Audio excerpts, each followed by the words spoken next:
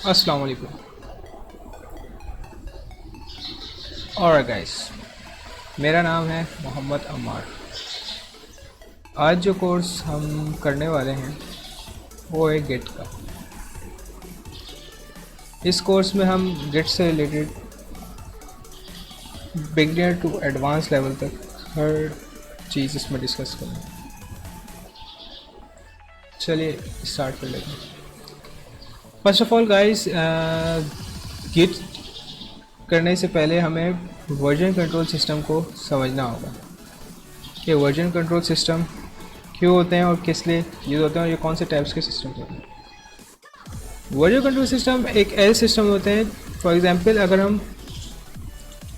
हमारा कोई सॉफ्टवेयर है या हमारी कोई डॉक्यूमेंट है, हमारी कोई पीडीएफ्स हैं, हमारी कोई ग्राफिक्स की फ़ाइल है। इफ़ अगर तो मैं वो फाइल मैंने फॉर एग्जांपल मैं एक पैराग्राफ लिख रहा हूँ, ठीक है, और उसमें मेरी कोई मिस्टेक्स वगैरह हैं तो मैं अपने फ्रेंड को देता हूँ। अब मैं उससे कहता हूँ कि यार इसमें कुछ चेंजेस कर दो, ठीक है। अब मेरा फ्रेंड उसमें चेंजेस करता है। अब मुझे नहीं पता उसने क्या चेंजेस किए हैं, मेरी कौन सी मिस्टेक्स पॉइंट आउट किए हैं। तो अगर इन केसेस में ये डिपेंड करता है डॉक्यूमेंट पे, नहीं, वेबसाइट भी हो सकती है, कोई सॉफ्टवेयर भी हो सकता है, कोई ग्राफिक्स की भी फाइल हो सकती है। अब जो उसने चेंजेस किए ना उसके बारे में मुझे नहीं पता होता क्योंकि वो अपने कंप्यूटर में कर रहा है।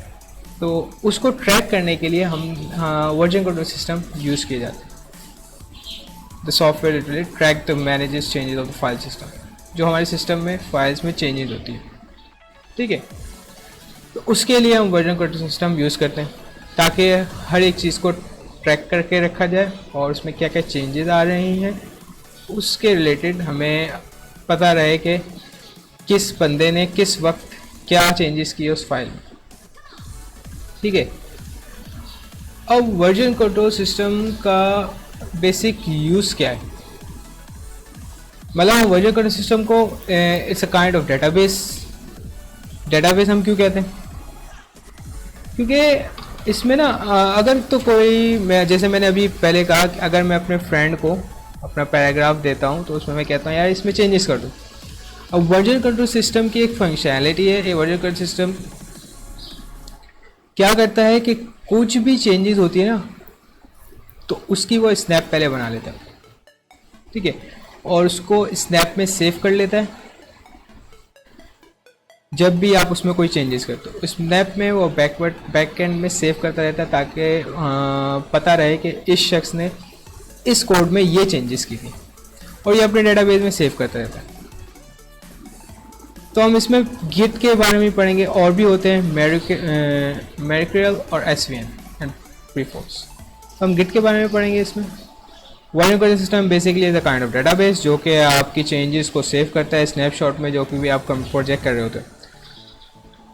इससे आप अपनी पुरानी ओल्डर स्नैप्स को भी ट्रैक कर सकते हैं जो कि वर्जन कंट्रोल सिस्टम में सेव की गई है। फॉर एग्जांपल अगर मेरे दोस्त ने चेंजेस किए और फिर फर्दर मैंने अब उसमें चेंजेस किए तो उसके स्नैप्स को भी मैं ट्रैक कर सकता हूँ और वो मेरी चेंजेस को भी ट्रैक कर सकता है।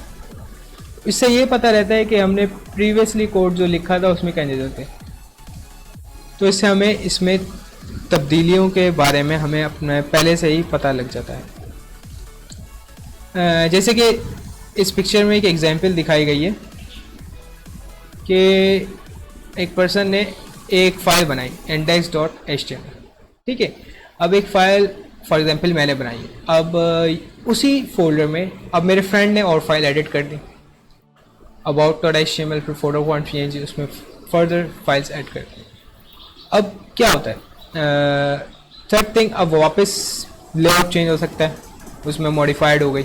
अब मैंने चेंजिंग नहीं किया, पहले मैंने सिर्फ इंडेक्स और HTML डाली थी। अब मेरे फ्रेंड के पास गया तो उसने HTML about.html की फाइल भी उसमें मॉडिफाई कर। तो कोई भी उसमें वर्जन कंट्रोल सिस्टम की फंक्शनैलिटी होती है, कोई भी उसमें आके चेंजेस करते हैं तो उसको file to the recorded save करता रहता है कि किसने किस वक्त क्या चेंजेस किए और किस फाइल में चेंजेस किए और फाइल में क्या चेंजेस किए, और उसको एज अ डेटाबेस भी हम कहते हैं, उसमें सेव करता रहता है स्नैप्स, ठीक है। अच्छा, इसकी वर्जन कंट्रोल सिस्टम की एक और हम किस में किन चीज़ों में हम यूज़ करते हैं। मतलब अभी तक तो हम सिर्फ डॉक्यूमेंट्स और उसमें बात कर रहे थे कि डॉक्यूमेंट्स हो जाएं, सॉफ्टवेयर हो जाएं, वेबसाइट हो जाएं, उसमें हम कह रहे थे कि उसमें चेंजेस करते हैं। वर्जन कंट्रोल सिस्टम की एक फंक्शनैलिटी ये है कि आपका किसी भी किस्म का प्रोजेक्ट हो और वो किसी भी फ्रेमवर्क में हो, चाहे आप वेबसाइट डेवलपमेंट कर रहे हैं किसी भी किस्म की HTML पे कर रहे हैं, HTML, CSS, PHP, ASP.NET, MVC code, जितने भी किस्म का फ्रेमवर्क हो, लारावेल, तो उन सब के लिए ये वर्जन कंट्रोल सिस्टम यूज़ किया जा सकता है। और इसमें डिपेंडेंट नहीं होता कि आप किस मोबाइल फ़ोन के लिए भी, फॉर एग्जांपल अगर हम एप्लीकेशंस में आ जाएं, क्योंकि हमने पहले भी डिस्कस किया है कि वर्जन कंट्रोल सिस्टम की फंक्शनैलिटी होती है ये किसी भी टाइप का प्रोजेक्ट हो, मोबाइल बेस्ड हो, मोबाइल एप्लीकेशन डेवलपमेंट हो, iOS एप्लीकेशन डेवलपमेंट हो, और या तो कोई सॉफ्टवेयर हो या तो कोई इन्वेंटरी मैनेजमेंट सिस्टम हो, किसी भी किस्म का हो, किसी भी फ्रेमवर्क का हो, इसमें हम उसकी ट्रैकिंग और हर टू दी पॉइंट उसमें चेंजेस को ट्रैक कर सकते हैं। अब इसका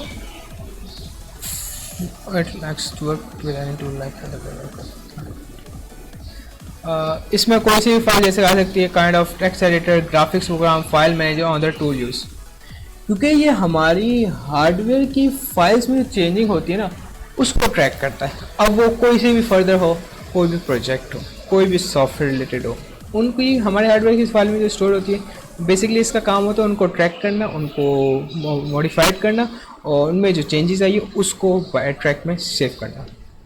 ठीक है, अच्छा अब सवाल ये आ जाता है, यार आप बता तो रहे हैं वर्जन के सिस्टम होता है क्या है, क्या क्या फंक्शनैलिटीज़ हैं, अब आप ये तो बताएं इसको यूज़ क्यों करते हैं, why we use version control system ज़रा। तो इसका बेस्ट आंसर ये है कि फॉर एग्जांपल एक हम प्रोजेक्ट ले लेते हैं, हर हमारा प्रोजेक्ट नहीं लेते, नॉर्मल यूनिवर्सिटी स्टूडेंट्स को एक अपने सेमेस्टर का प्रोजेक्ट मिला, ठीक है, प्रोजेक्ट मिला है वेबसाइट डेवलपमेंट का जिसमें हमने फ्रंट एंड बनाना है, ठीक है।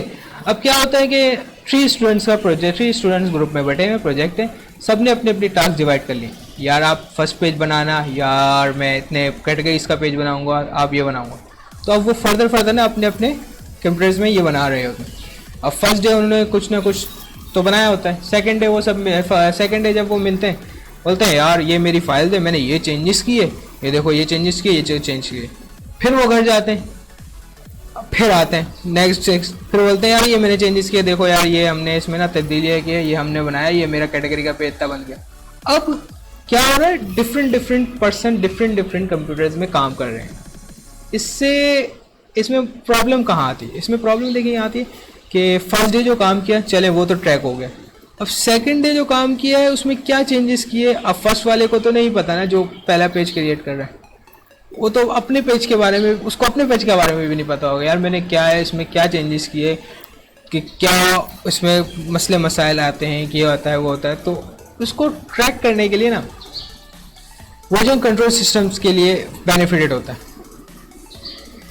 इससे ये रहता है आप एक ही जगह पे रहते हुए डिफरेंट पर्सन अपने कंप्यूटर्स में काम कर सकते हैं। अब क्या होता है वर्जन कंट्रोल सिस्टम के जब थ्रू आप काम कर रहे होते हैं तो वर्जन कंट्रोल सिस्टम में वो हर एक फाइल की स्नैपशॉट सेव होते रहते हैं और चेंजेस सेव होते रहते हैं कि किस वक्त किस पर्सन ने इस फाइल में क्या चेंजेस किए, ठीक है। और इसमें ये भी होता है वर्जन कंट्रोल सिस्टम आपको अलाउ कर देता है, मर्ज कर देता है जो आपने अपने डेटा चेंजेस की होगी, इन द एंड वो सबको मर्ज करके आपको दे देता है। बेसिकली वर्जन कंट्रोल सिस्टम ये होता है कोलैबोरेशन। इसके लिए बेहतर यही होता है कि जितने भी बड़े बड़े प्रोजेक्ट्स हों या उसमें कोई भी चेंजेस होते हों तो version control system is the best option for doing project and further thing. So guys इंशाल्लाह नेक्स्ट वीडियो में फर्दर लेक्चर हम कंटिन्यू करेंगे। Thank you so much for watching wise developers, thank you so much for watching, bye guys.